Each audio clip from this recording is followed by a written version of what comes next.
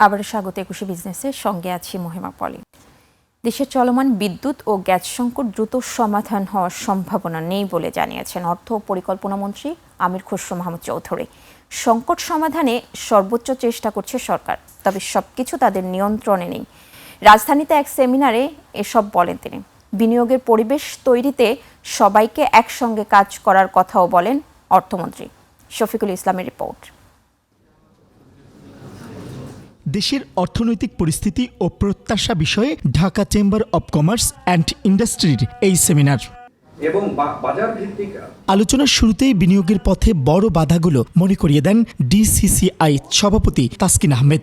বলেন, ব্যাংক ঋণের উচ্চ সুদ, জ্বালানি সংকট এবং জমি অধিগ্রহণের জটিলতার কারণে দেশি বিদেশি বিনিয়োগ বাধাগ্রস্ত হচ্ছে। 2026 সালের জুন মাস পর্যন্ত বেসরকারি খাতের ঋণ ছিল 4.47%, যা প্রায় 2 দশকের মধ্যে সর্বনিম্ন। ট্যাক্স টু জিডিপি রেশিও কম হওয়ার কারণে রাজস্ব লক্ষ্যমাত্রা অর্জন আরও একটি বড় চ্যালেঞ্জ রয়ে যাচ্ছে।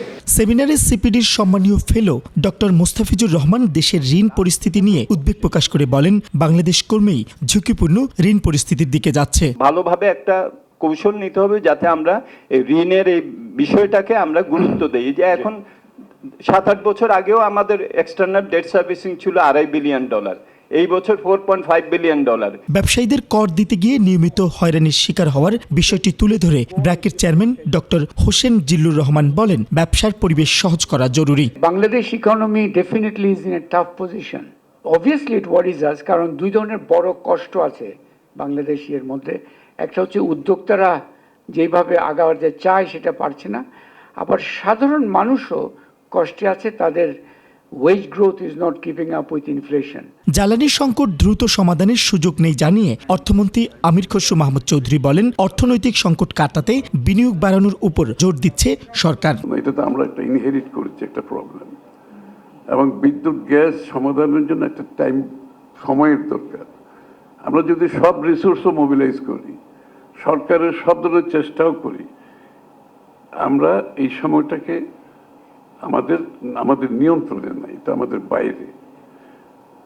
কিন্তু আমরা যেটা করতে চেষ্টা করছি যে স্টপ গ্যাপ মেজার হিসাবে আমরা কি করতে পারি, শর্ট টার্মে কি করতে পারি, লং টার্মে, মিড টার্মে, লং টার্ম কি করতে পারি। পর্যায়ক্রমে গুরুত্বপূর্ণ প্রতিটি খাতে 3 মাসের মজুদ গড়ে তোলার চেষ্টা চলছে বলে জানান অর্থমন্ত্রী।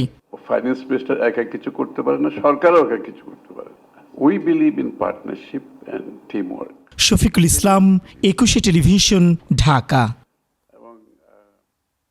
ইরানের বিরুদ্ধে যুক্তরাষ্ট্রের অর্থনৈতিক নিষেধাজ্ঞায় কোনো দেশ যোগ দিলে তাকে শত্রু হিসেবে বিবেচনা করা হবে, এমন কড়া হুঁশিয়ারি দিয়েছে তেহরান। এর মধ্যেই হরমুজ প্রণালীকে যুক্তরাষ্ট্রের ভূখণ্ড বলে দাবি করেছেন মার্কিন প্রেসিডেন্ট ডোনাল্ড ট্রাম্প। বিস্তারিত নীলাদ্রি ফারহানা রিপোর্টে। যুক্তরাষ্ট্রের অর্থনৈতিক নিষেধাজ্ঞায় কোনো দেশ যোগ দিলে তাকে শত্রু হিসেবে বিবেচনা করবে ইরান। দেশটির নিরাপত্তা প্রধান মোহসেন রেজাই বলছেন, এমন দেশগুলোর স্বার্থে পাল্টা আঘাত হানবে তেহরান, শত্রুর কাছে মাথা নত করবে না ইরান। এরই মাঝে হরমুজ প্রণালীকে যুক্তরাষ্ট্রের ভূখণ্ড বলে দাবি করেছেন প্রেসিডেন্ট ডোনাল্ড ট্রাম্প। ট্রুথ সোশ্যালে প্রকাশ করা একটি মানচিত্রে হরমুজকে নিউ ইউএস টেরিটরি হিসেবে দেখিয়েছেন। এর আগের দিনও এক সমাবেশে হরমুজকে যুক্তরাষ্ট্রের ভূখণ্ড হিসেবে দেখার কথা জানান ট্রাম্প। এদিকে হরমুজ প্রণালী দিয়ে এখনও চলছে তেল পরিবহন। মার্কিন সংবাদ মাধ্যমের প্রতিবেদনে বলা হয়েছে, শুক্রবার রাতে দক্ষিণের রুট ব্যবহার করে প্রায় 40টি তেলবাহী ট্যাঙ্কার হরমুজ পার হয়েছে। এসব জাহাজে করে প্রায় 1,60,00,000 ব্যারেল তেল প্রণালী থেকে বের হয়েছে। Niladri Farhana, desk report, 21 television. যুক্তরাষ্ট্রের নতুন শুল্কের জবাবে পাল্টা শুল্ক আরোপের ঘোষণা দিয়েছে কানাডা। যুক্তরাষ্ট্র কানাডার পণ্যে 50% পর্যন্ত শুল্ক আরোপের পর কানাডা এই সিদ্ধান্ত নিল। দেশটির প্রধানমন্ত্রী বলেন, যুক্তরাষ্ট্র যত ডলারের শুল্ক আরোপ করবে, কানাডাও সম পরিমাণ শুল্ক দিয়ে তার জবাব দেবে। নতুন মার্কিন শুল্কের আওতায় পড়েছে কানাডার প্রায় $20 বিলিয়ন পণ্য। এর মধ্যে মদ, আসবাব, পোশাক ও হকি সরঞ্জামও রয়েছে। দুই দেশের মধ্যে কয়েকদিন ধরে বাণিজ্য চুক্তি নিয়ে আলোচনা চললেও শেষ পর্যন্ত সমঝোতা হয়নি। প্রধানমন্ত্রীর দাবি, যুক্তরাষ্ট্র শেষ মুহূর্তে এমন কিছু শর্ত দিয়েছে যা কানাডার জন্য অন্যায্য ও ক্ষতিকর। এদিকে যুক্তরাষ্ট্র জানিয়েছে কানাডার পাল্টা শুল্কের জবাবে তারা নতুন ব্যবস্থা নেবে, ফলে দুই দেশের মধ্যে বাণিজ্য সংঘাত আরও বাড়ার আশঙ্কা তৈরি হয়েছে। এর আগে শেষ মুহূর্তে আলোচনা ভেস্তে যাওয়ায় কানাডার প্রায় $200 বিলিয়ন সমমূল্যের পণ্যে 50% শুল্ক আরোপ করে যুক্তরাষ্ট্র। ওয়াশিংটন ডিসিতে 3 দিন ধরে আলোচনা চলার পরও দুদেশের বাণিজ্য প্রতিনিধিরা কোনো চূড়ান্ত চুক্তিতে পৌঁছাতে ব্যর্থ হওয়ার পর যুক্তরাষ্ট্র এই ঘোষণা দেয়। এর আগে সময় বেঁধে দিয়েছিলেন মার্কিন প্রেসিডেন্ট ডোনাল্ড ট্রাম্প। ওই সময় পেরিয়ে যাওয়ার পর যুক্তরাষ্ট্র ও কানাডার কর্মকর্তারা জানান কোনো চুক্তিতে পৌঁছানো সম্ভব হয়নি। এরপরেই কানাডার $2000 কোটি পণ্যের উপর যুক্তরাষ্ট্র শুল্ক আরোপ করে।